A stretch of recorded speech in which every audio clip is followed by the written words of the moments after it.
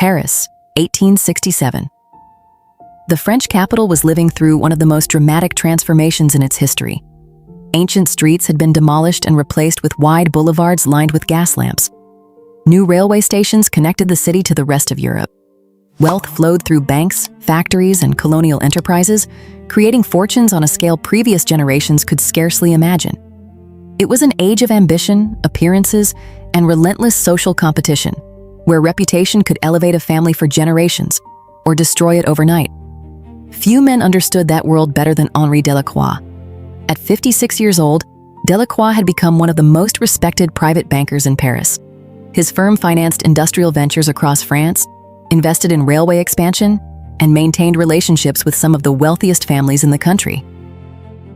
Politicians sought his advice, businessmen pursued his favor, and younger financiers quietly studied his methods in hopes of achieving similar success.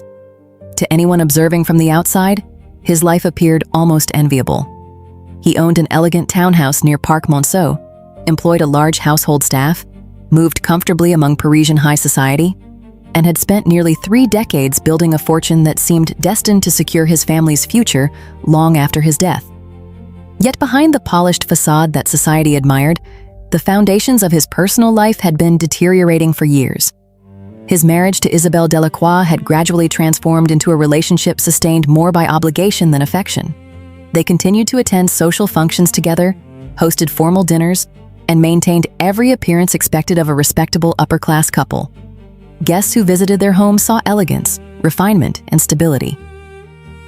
What they did not see were the long silences that filled the house after visitors departed, the separate routines that governed their daily lives, or the emotional distance that had quietly grown between husband and wife over the years.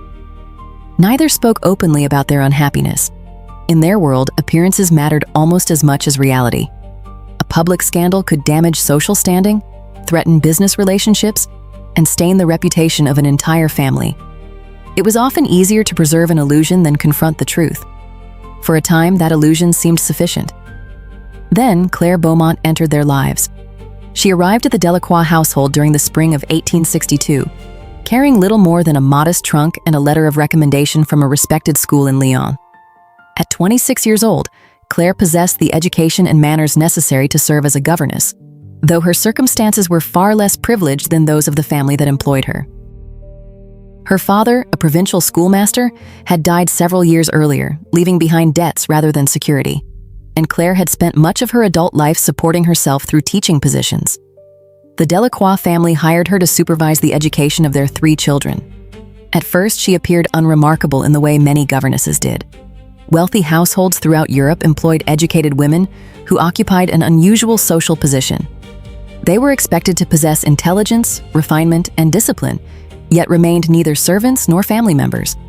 They lived inside the household while existing slightly apart from it, present at important moments but rarely considered important themselves. Claire adapted quickly to the demands of her new position. She organized lessons, managed schedules, taught literature and languages, supervised music practice, and brought a level of consistency that had been lacking in the children's education. Her calm demeanor earned their trust, while her patience won their affection. Within a year, she had become an essential part of the household routine. The children adored her. Even members of the staff spoke highly of her. And gradually, Henri Delacroix began to notice her as well. Their earliest conversations were entirely innocent. Claire possessed a curious mind and a genuine interest in subjects that extended far beyond children's education. She followed political developments across Europe, read extensively, and spoke thoughtfully about literature, history, and current events. Henri found those discussions unexpectedly refreshing. Much of his professional life revolved around negotiations, financial calculations, and carefully managed social interactions. Conversations often carried hidden motives. People wanted investments, introductions, influence, or favors. Claire wanted none of those things. She listened, she questioned, she occasionally disagreed. And she treated him less like an influential banker than an ordinary human being. The difference mattered more than Henri cared to admit. As the years passed, their conversations became increasingly frequent.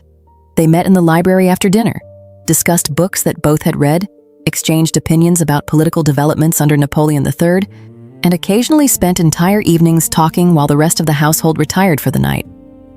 Nothing about those interactions appeared scandalous in isolation, yet they created a familiarity that neither had anticipated when Claire first entered the Delacroix home. By the middle of the decade, Henri found himself looking forward to those conversations more than he looked forward to many social engagements. Claire's presence offered something he no longer found elsewhere in his life. While his marriage had become formal and distant, his interactions with Claire felt effortless. She brought warmth into rooms that otherwise felt cold, and made long evenings seem shorter than they were. Whether the transition from friendship to something more happened suddenly or gradually, was something neither would later be able to explain. Perhaps there was no single moment at all. Perhaps it was simply the result of years spent sharing thoughts, frustrations, and private observations that neither shared with anyone else. Loneliness rarely announces itself dramatically. More often, it settles quietly into daily life until a person begins seeking comfort wherever it can be found. Whatever boundaries once existed between them eventually disappeared. The relationship remained hidden from society, but complete secrecy proved impossible inside a large household. Servants noticed changes long before outsiders did. They observed who spent time together, who lingered in conversation, and who seemed unusually concerned with the other's presence. Although no one possessed direct evidence, whispers began circulating among the staff. Claire's position within the household also evolved in ways that attracted attention. Her salary increased significantly. She was given more comfortable accommodations. Henri frequently sought her opinion on matters that had nothing to do with the children's education. Small privileges accumulated over time, each one seemingly insignificant on its own, but increasingly difficult to ignore when viewed together. The rumors never escaped beyond the walls of the Delacroix residence, at least not yet. Whether Isabelle suspected the truth remained unclear. Some later claimed she knew exactly what was happening, but chose silence rather than public confrontation. Others insisted she remained unaware until much later.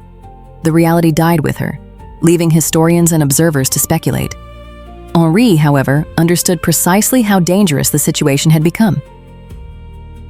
A scandal involving a governess could damage his reputation, embarrass his family, and provide endless entertainment for Parisian society.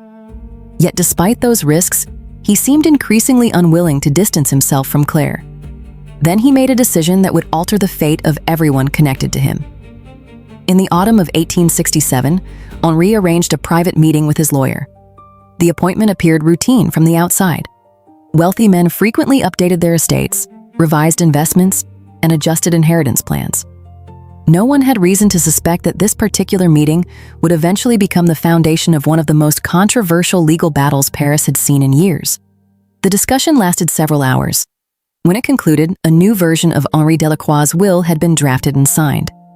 According to later testimony, even the lawyer appeared surprised by some of the instructions he received. He reportedly questioned Henri more than once, seeking confirmation that the document accurately reflected his wishes. Henri never hesitated. He reviewed every page, signed every required section, and left the office entirely satisfied. What nobody knew was that the new will dramatically altered the future distribution of his fortune. Assets worth an extraordinary sum would no longer pass exclusively to his wife and children. Instead, a substantial portion of the estate had been designated for Claire Beaumont, the governess who officially remained nothing more than an employee of the household. The document remained secret. Henri told no one. Life continued as before. Paris remained consumed by prosperity and ambition. The Delacroix family maintained appearances. The children grew older. Claire continued teaching them. Society saw nothing unusual. Meanwhile, inside a locked drawer, a signed document waited patiently for the day it would be opened. That day arrived far sooner than anyone expected. In January of 1870, after a brief illness that initially seemed minor, Henri Delacroix died. The funeral attracted bankers, businessmen, politicians, and members of Parisian high society. Tributes praised his accomplishments, newspapers published respectful notices, and relatives gathered to discuss the future of the family he had left behind. No one anticipated a scandal. No one expected the reading of the will to become the beginning of a legal war that would last for years. Because hidden among the inheritance provisions was something far more explosive than a transfer of wealth. The document contained clues suggesting that Henri had carried a devastating suspicion with him to the grave. A suspicion involving his marriage, his children, and a question that would soon dominate courtrooms, newspapers, and drawing rooms across Paris. What if none of the 3 Delacroix children were actually his? The reading of Henri Delacroix's will was expected to be a formality. Only a week had passed since his funeral, and the atmosphere inside the lawyer's office reflected the solemn confidence of people who believed they already understood the outcome. Isabelle Delacroix arrived dressed in black mourning attire, accompanied by relatives from both sides of the family. Her eldest son, Julien, sat beside her, attempting to project the composure expected of a future head of the household. Claire Beaumont attended as well, though she remained noticeably apart from the others, fully aware that her presence alone might attract unwanted attention. Outside the office, Paris continued moving forward as if nothing had happened. Inside, an entire family's future was about to change. The lawyer began with the usual formalities, reading through charitable donations, business provisions, and routine financial instructions. For the first several minutes, nothing seemed unusual. The estate was vast, consisting of banking interests, investments, properties, government bonds, and various holdings accumulated over decades of financial success. Then the document reached the section concerning the principal inheritance. The room became still. According to Henri's instructions, Claire Beaumont would receive a sum so large that several people initially assumed a mistake had been made. Beyond money, she would also inherit ownership interests in certain investments that generated substantial annual income. The value of what she was receiving far exceeded what any governess could reasonably expect from an employer, no matter how generous he might have been.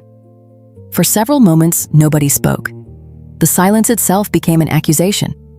Every person present understood the same thing immediately. No respectable banker left such a fortune to a governess without a reason. The question was what that reason might be. Isabelle reportedly remained calm at first. Witnesses later described her expression not as shocked but as strangely distant, as though she had suddenly realized that a truth she had avoided for years could no longer remain hidden. Claire appeared equally stunned. Whether the reaction was genuine or carefully controlled would become one of the central arguments in the years ahead. The reading continued, and then matters became far worse. Attached to the will was a sealed statement written by Henri during the final years of his life. It was not legally binding, it was not a confession, nor was it a direct accusation. Yet its contents would ignite one of the most sensational inheritance disputes Paris had witnessed in decades. In the document, Henri described long-standing doubts regarding the fidelity of his marriage. He claimed that certain circumstances surrounding the births of his children had troubled him for years, and suggested that he no longer believed any of them could be conclusively proven to be his biological heirs. The language was careful. Henri never directly declared that Isabelle had committed adultery. He never named another man. He never explicitly disowned the children. Instead, he raised questions. Questions that could no longer be answered by the only person who truly knew what he had believed. Because Henri Delacroix was dead, the effect was immediate. What had begun as a dispute over inheritance transformed into something much darker. The legitimacy of the Delacroix family itself had suddenly been placed on trial.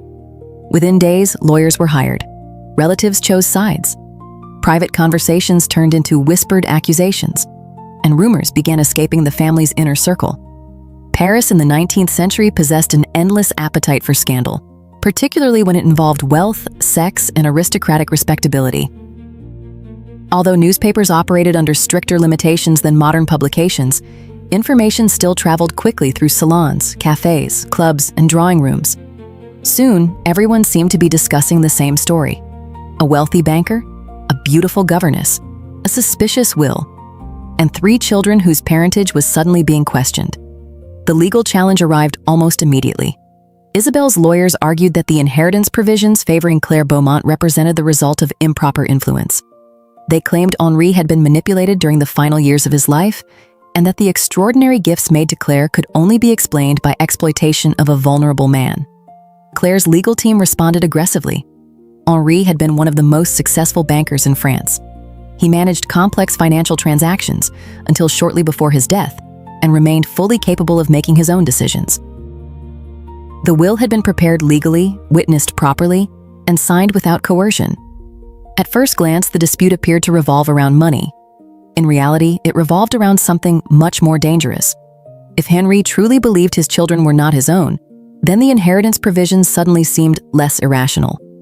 And if the children were not his biological heirs, entire sections of the family's legal position became weaker. the court now faced an impossible problem. Modern DNA testing did not exist. Genetics remained poorly understood. The judges could not simply order a laboratory examination and receive definitive answers. Instead, 19th century courts relied on testimony, timelines, correspondence, witnesses, medical opinions, and circumstantial evidence. As lawyers began investigating the family's history, uncomfortable details started emerging. Several former servants testified that Henri and Isabelle had spent long periods living largely separate lives. Others described frequent absences, social engagements undertaken independently, and a marriage that appeared strained long before Claire Beaumont entered the household. Then came stories involving Isabelle herself. Nothing concrete, nothing provable, but enough to fuel speculation. Witnesses recalled her spending unusual amounts of time in the company of various men during different periods of her marriage. There were reports of private carriage rides, extended visits, and relationships that attracted attention even if they never produced public scandal. Every rumor suddenly acquired new significance. Every coincidence became potential evidence. Every forgotten interaction was re-examined through the lens of suspicion. Meanwhile, Claire Beaumont found herself transformed from a relatively invisible governess into one of the most discussed women in Paris. Society judged her harshly. Many assumed she had seduced Henri for financial gain. Others viewed her as a victim caught in a battle between powerful interests. A smaller number believed she had genuinely loved him. The truth remained impossible to establish. What complicated matters further was Claire's own behavior. She did not flee Paris. She did not attempt to negotiate a private settlement. And she did not surrender the inheritance to avoid controversy. Instead, she chose to fight, publicly. That decision surprised nearly everyone. Many expected a governess confronted by aristocratic families, prominent lawyers, and social hostility to retreat. Claire refused. She attended hearings, met with attorneys, reviewed financial records, and defended the validity of Henri's final wishes with remarkable determination. The longer the case continued, the more observers began asking an uncomfortable question. Why was she willing to endure such humiliation if the inheritance represented nothing more than opportunism? Some believed the answer was simple. Because the money was worth a fortune. Others suspected something more complicated. Perhaps the relationship between Henri and Claire had been deeper than anyone realized. Perhaps the will represented more than financial generosity. Perhaps it reflected years of loyalty, affection, and shared secrets that outsiders could never fully understand. As the legal battle expanded, investigators started examining Henri's private correspondence. Boxes of letters were reviewed, personal papers were cataloged, financial records were scrutinized. The hope was that somewhere among thousands of pages, evidence might emerge capable of explaining why one of Paris's most respected bankers had effectively detonated his family from beyond the grave. Eventually, investigators found something, not proof, but enough to send the case in an entirely new direction. Several letters suggested that Henri's doubts regarding his children had not appeared suddenly near the end of his life. He had apparently harbored those suspicions for years, perhaps decades. More importantly, some correspondence hinted that at least one other person may have known about those doubts long before his death. Someone close to the family. Someone who had remained silent. The discovery intensified the proceedings and guaranteed that the lawsuit would not end quickly. What had begun as a dispute over a will was becoming a public examination of an entire marriage. Every year of Henri and Isabelle's relationship would now be dissected before judges, lawyers, witnesses, and an increasingly fascinated public. And as more evidence surfaced, an even darker possibility began to emerge. The greatest secret in the Delacroix household might not have involved the governess at all. It might have involved the children. Because the court was slowly approaching a question that no respectable family in 19th century France wanted asked aloud. If Henri was not their father, then who was? By the second year of the proceedings, the Delacroix inheritance dispute had become one of the most discussed legal battles in Paris. What had begun as a challenge to a controversial will was no longer primarily about money. The fortune remained enormous, and every party involved understood what was at stake financially, but public fascination had shifted elsewhere. Society was now obsessed with a far more intimate question. The legitimacy of the Delacroix children had become the true center of the case. For Isabelle Delacroix, the transformation was devastating. She had entered the dispute expecting to defend her family's inheritance rights. Instead, she found herself defending her entire life. Every aspect of her marriage was examined. Every friendship was questioned. Every journey, every absence, every private correspondence became a potential source of suspicion. The scrutiny would have been difficult under any circumstances. In 19th century France, however, it carried consequences far beyond embarrassment.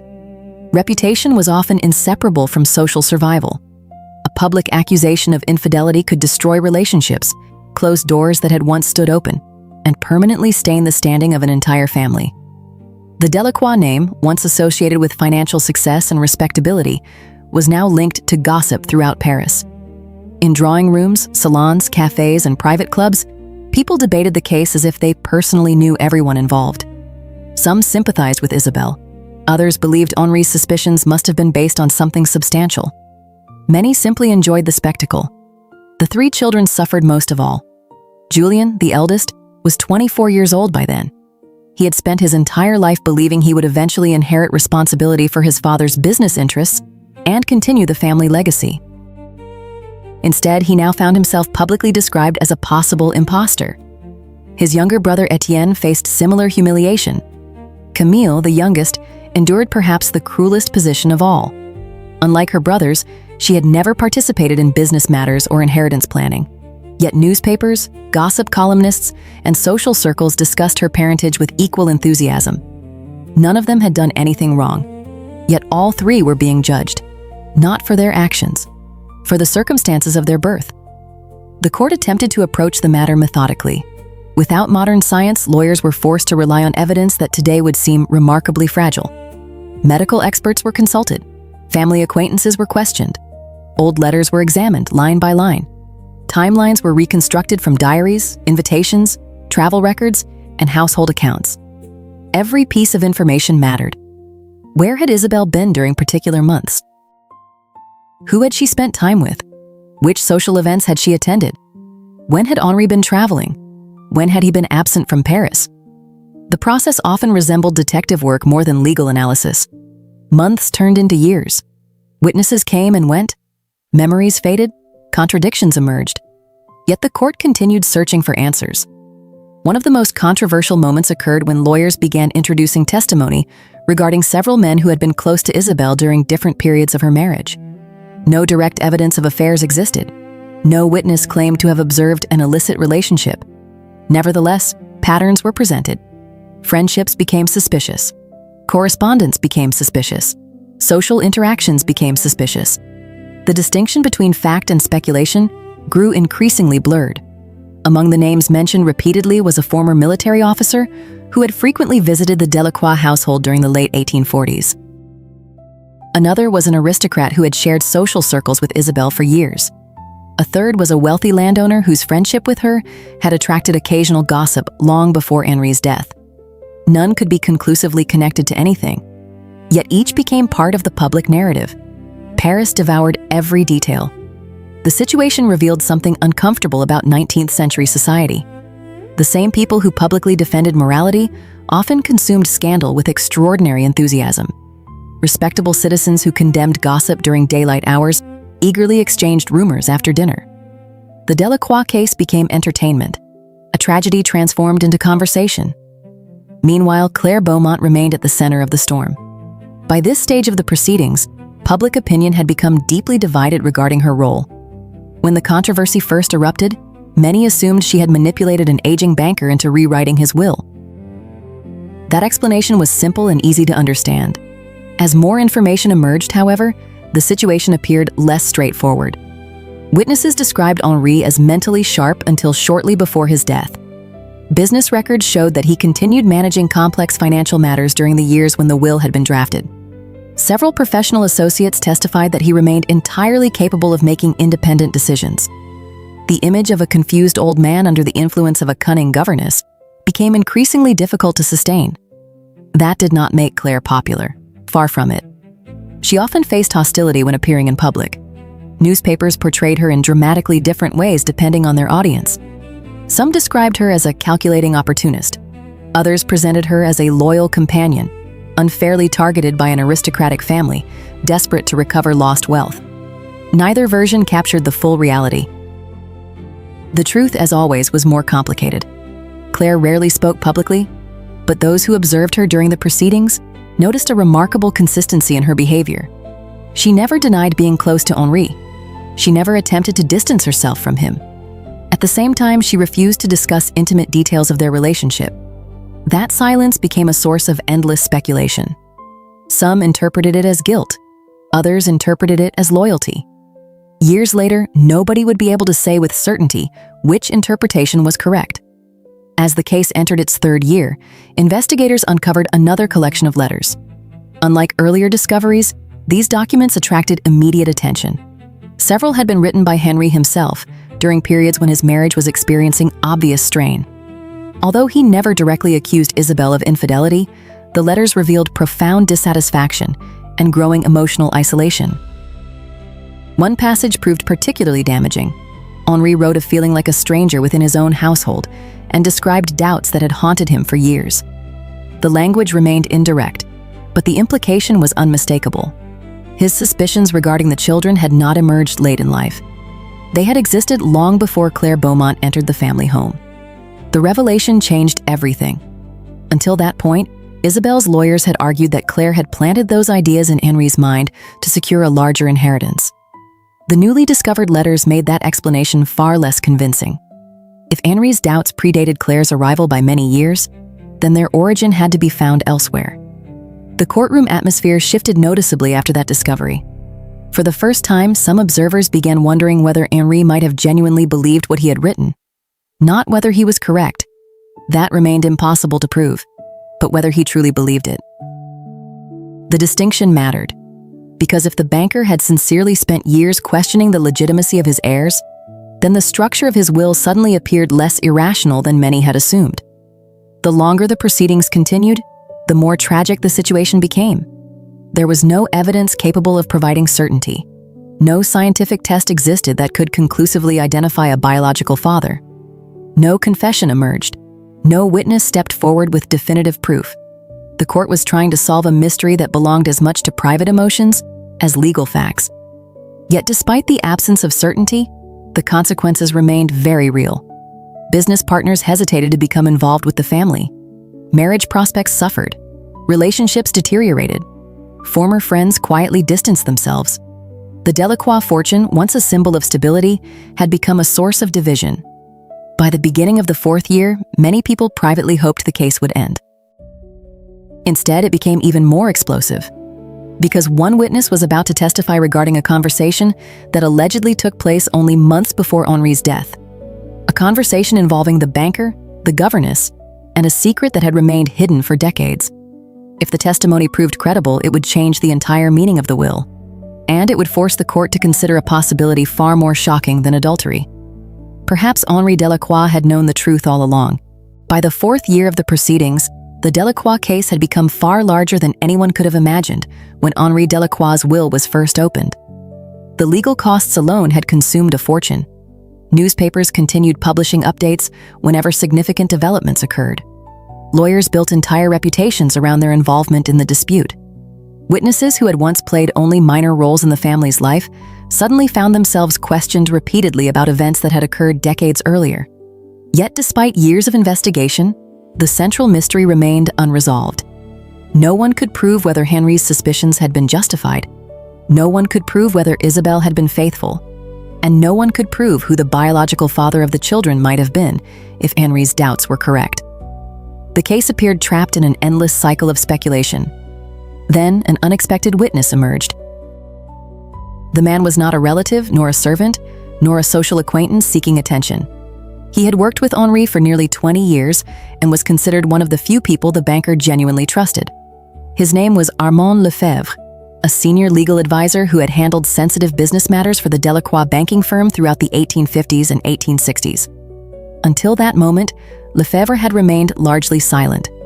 What changed his mind was impossible to know with certainty. Some believed his conscience finally compelled him to speak.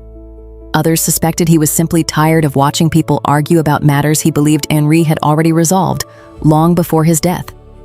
Whatever the reason, his testimony immediately attracted attention. According to Lefebvre, Henri had spoken openly with him several times during the final years of his life about his family, his marriage, and the future of his estate. More importantly, he claimed that Henri's doubts regarding the children were neither recent nor uncertain. They were convictions. The courtroom fell silent as Lefebvre described conversations that allegedly stretched back more than a decade. According to his account, Henri had reached a painful conclusion years earlier. He believed Isabelle had betrayed him repeatedly during the early years of their marriage.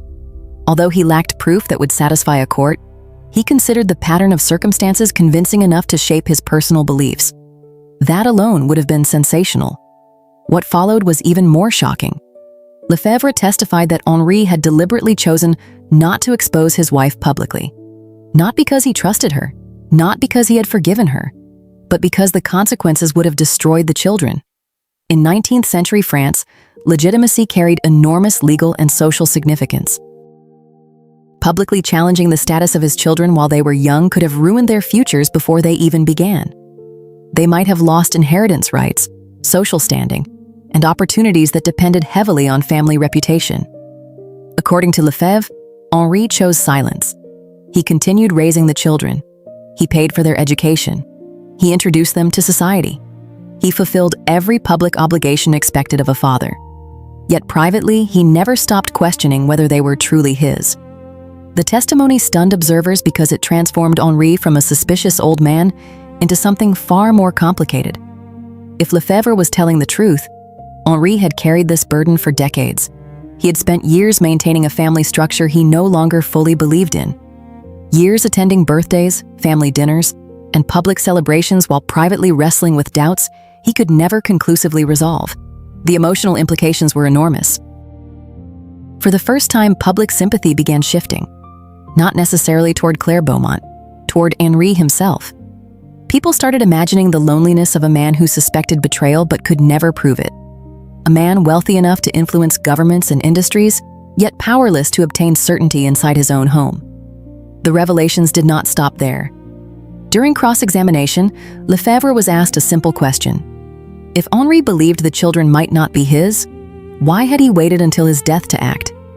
The answer changed the atmosphere inside the courtroom. According to Lefebvre, Henri had not waited. He had simply chosen a different form of action. For years, he had quietly adjusted investments and financial arrangements in ways that reflected his changing priorities. The will was not a sudden decision made near the end of his life. It was merely the final expression of a process that had begun long before. And at the center of that process stood Claire Beaumont. The opposing lawyers immediately seized on the point.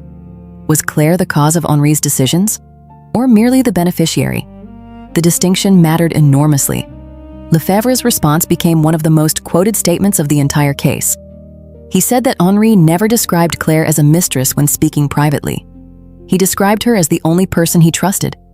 The words spread across Paris within days. Some considered them romantic. Others found them tragic. Many found them deeply unsettling, because they suggested that the greatest relationship in Henri Delacroix's later life may not have been built on passion alone. It may have been built on refuge, a place where he escaped doubts that haunted him everywhere else. As more testimony emerged, a portrait of the final years began to take shape. Henri spent increasing amounts of time with Claire, not because she demanded it, but because he sought it. He consulted her about personal matters, discussed concerns he shared with almost nobody else, trusted her judgment, trusted her discretion, and eventually trusted her enough to leave behind a significant portion of everything he owned. The image contradicted the narrative many had embraced at the beginning of the trial. Claire no longer appeared merely as a scheming governess manipulating a wealthy employer. Whether people liked her or not, the evidence increasingly suggested that Henri acted according to his own convictions.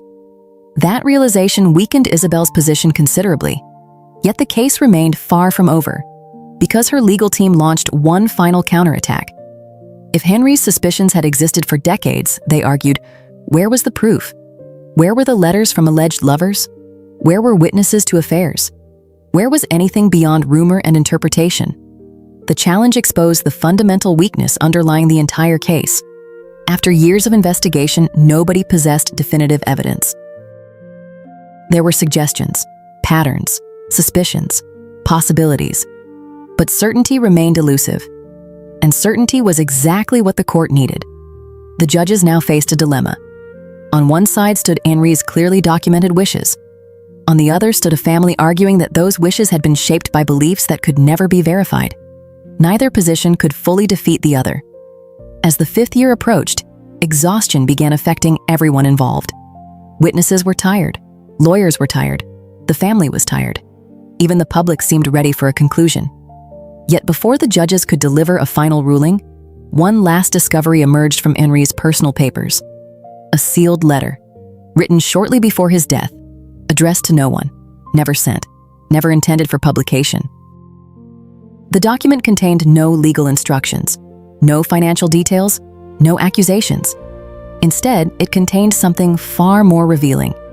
For the first time, Henri explained in his own words why he had rewritten his will, and his explanation would leave both sides dissatisfied.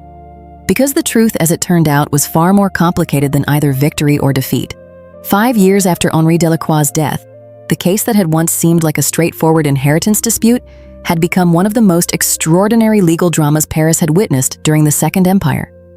Entire careers had been shaped by it, fortunes had been spent on it, families had been divided by it. And yet, despite thousands of pages of testimony, countless witness examinations, and years of public speculation, the central mystery remained exactly where it had begun. No one knew the truth, at least not completely. The final phase of the proceedings centered on a document discovered among Henri's private papers shortly after the 4th year of litigation. Unlike the will itself, the letter carried no legal authority. It was neither witnessed nor notarized. It appeared to have been written during the final months of Henri's life and then sealed away, perhaps never intended to be read by anyone. The handwriting was unquestionably his. The contents immediately attracted attention.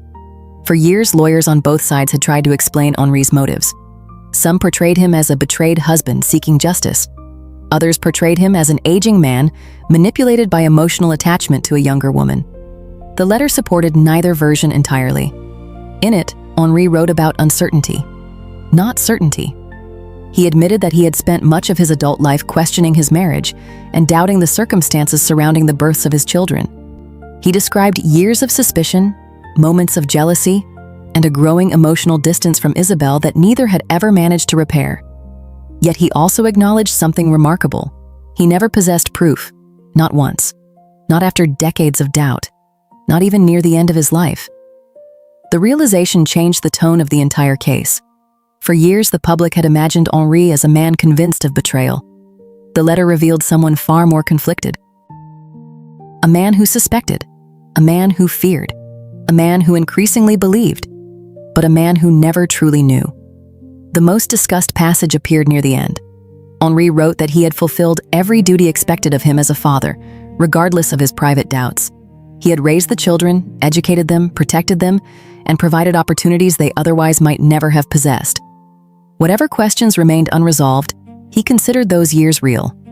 The statement struck many observers because it contained neither bitterness nor vengeance. Instead, it carried exhaustion. The exhaustion of a man who had spent decades searching for certainty and never found it. His explanation regarding Claire Beaumont proved equally complicated. Henri did not describe her as a seductress, nor did he describe her as an innocent employee. He described her as a companion, a person who entered his life during a period of profound loneliness and became the one individual he trusted completely. According to the letter, the inheritance had not been intended as punishment for Isabelle or the children. It was a reward for loyalty. Whether readers believed that explanation often depended on which side of the dispute they already supported. Nevertheless, the letter removed one argument entirely. The image of Henri as a confused man acting irrationally during his final years became difficult to sustain. The document was thoughtful, coherent, and emotionally complex. It reflected a man making deliberate choices rather than impulsive decisions. When the judges finally delivered their ruling, the courtroom was packed. Journalists filled every available seat. Relatives crowded the corridors. Curious spectators gathered outside hoping to hear the outcome. The decision itself disappointed almost everyone. The court refused to invalidate the will. Henri's documented wishes remained legally valid. Claire Beaumont would retain a substantial portion of the inheritance. At the same time, the judges declined to make any definitive statement regarding the legitimacy of the children. The evidence simply did not allow it. There would be no declaration that Isabelle had been unfaithful, no declaration that the children were illegitimate, and no declaration that Henri's suspicions had been correct. After years of proceedings, the court effectively acknowledged what should have been obvious from the beginning. The truth could no longer be proven. The ruling ended the lawsuit.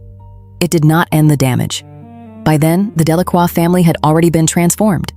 Julien eventually inherited portions of the business interests that remained under family control, but the public controversy followed him for years.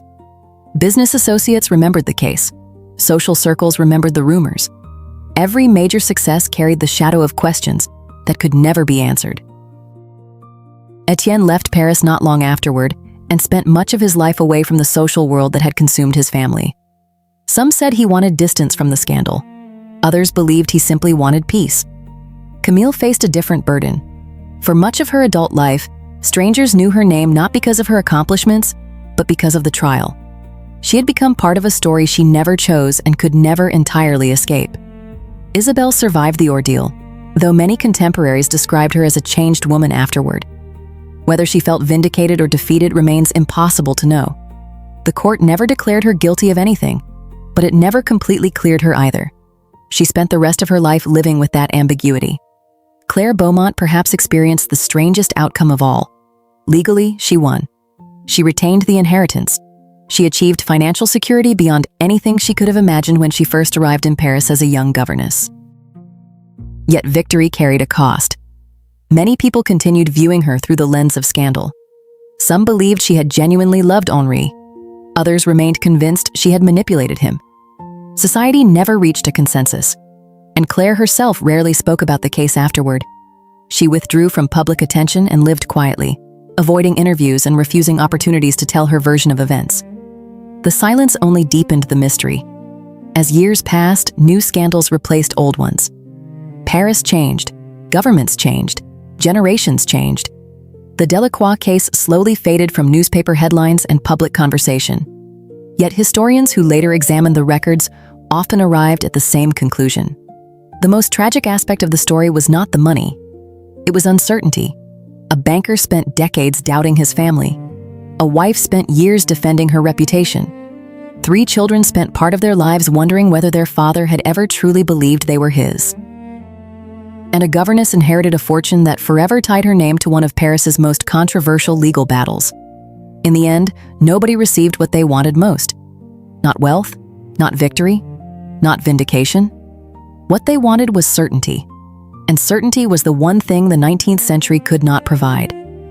Because long before science could answer such questions, people were forced to live with doubt. Henri Delacroix died believing he had uncovered a terrible truth. His family spent years trying to prove he was wrong. And after everything was over, after the lawyers had gone home and the court records were closed, Paris was left with a conclusion that felt less like a verdict and more like a warning. Sometimes a secret is powerful not because it is true, but because nobody can ever prove whether it was.